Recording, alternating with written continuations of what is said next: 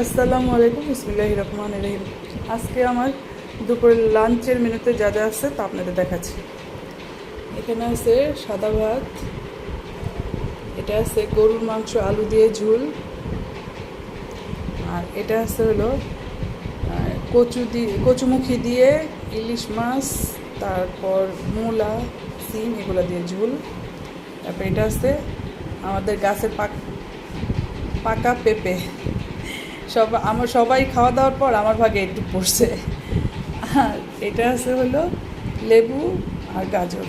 তো আজকে আমার দুপুরের লাঞ্চের মেনুতে এগুলোই আছে।